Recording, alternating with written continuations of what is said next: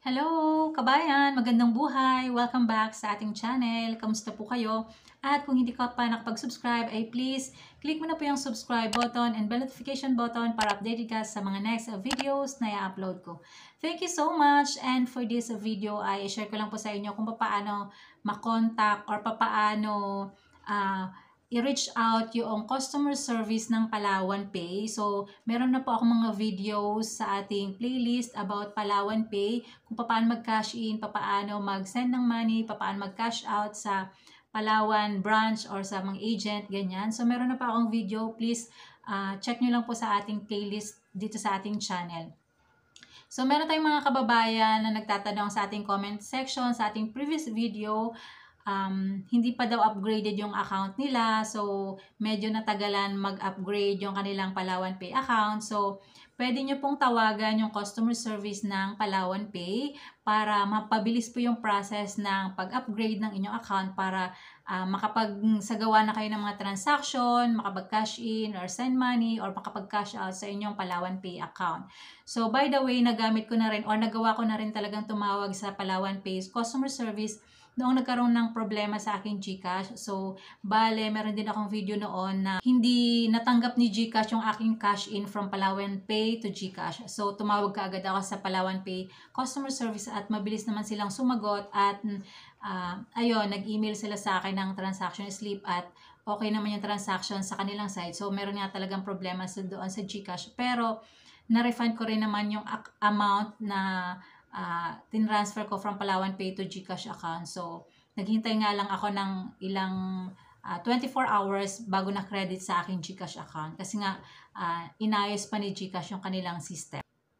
So, once nakalagin na kayo sa inyong Palawan Pay account, doon sa baba or sa menu, may makikita kayo dyang help and then click nyo lang po yan and then makikita nyo dyan yung mga help topics. And i-click nyo lang po yung Visit Palawan Pay Help Center. So, i-click nyo po yan.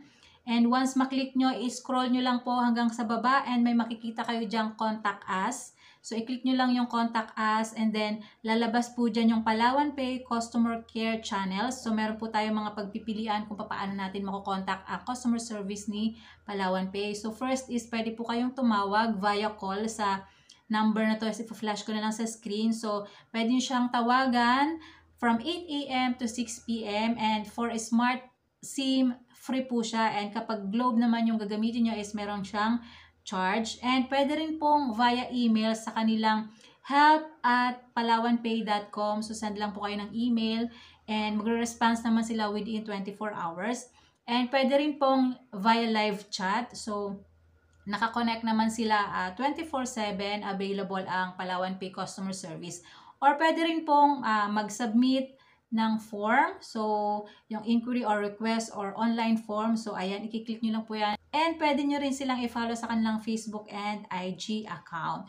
So, by the way, ang pinakamabilis na process po dun is yung tumawag kayo. Lalo na po kung smart yung SIM na gagamitin nyo. So, free naman siya. So, try nating tawagan yung customer service. Call. Loudspeaker ko na lang.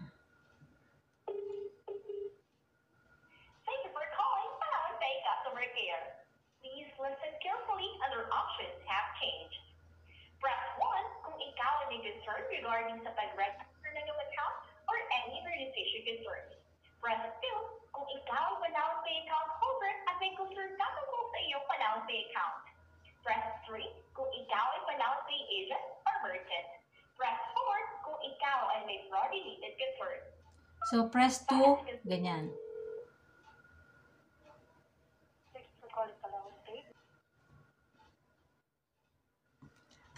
So, ayun guys, mabilis naman po silang sumagot. So, dahil nga wala naman tayong concern, so in-end ko na lang yung call para hindi sila maabala.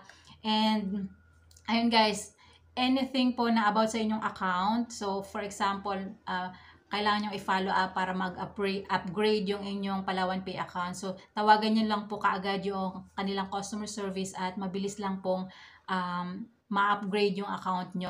So, ganun din yung ginawa ko nung nag-open ako ng account para mapabilis yung pag-upgrade ng aking Palawan Pay account.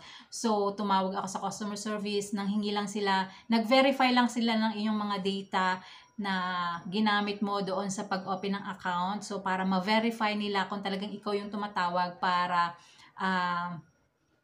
ma-check nila sa kanilang system at para ma-verify nila ng maayos na same yung gumawa ng account at ikaw na tumawag. So, ganun, clarification or verification lang ng inyong account para ma-upgrade na yung iyong Palawan Pay account.